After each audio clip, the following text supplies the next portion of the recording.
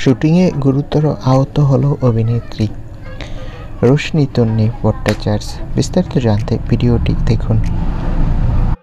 বাংলা টেলিভিশনের এরকম অনেক অভিনেত্রী রয়েছে যারা একসময় নায়িকা হয়েই পর্দায় খ্যাতি লাভ করেছেন, তবে বর্তমানে অভিনয় করছেন পার্শ্ব চরিত্রে।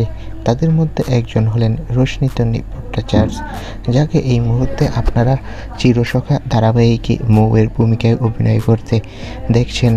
এর আগে কোন গোপনে মন ভেসেছে ধারাবাহিকে অহনা ভিলেন চরিত্রে দারুণ জনপ্রিয়তা কুড়িয়েছেন।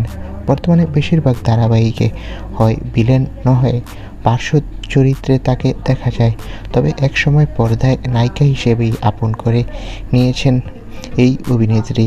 তবে গতকাল শুটিং স্পটে গুরুতর চোট পান অভিনেত্রী।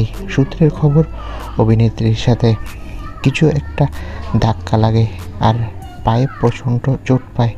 তবে অভিনেত্রী বর্তমানে আগের চেয়ে সুস্থ রয়েছে। আপাতত 2-3 দিন তিনি শুটিংয়ে যাবেন না। তো বন্ধুরা, তোমাদের কার কার প্রিয় অভিনেত্রী রোশনি তন্বী ভট্টাচার্য কমেন্ট করে জানাও, আর আমাদের চ্যানেলটি সাবস্ক্রাইব করে পাশে থাকা বেল আইকনটি বাজিয়ে রাখো। আর টেলিপাড়ার সব লেটেস্ট আপডেট পেতে আমাদের সাথেই থাকো। সবাইকে ধন্যবাদ।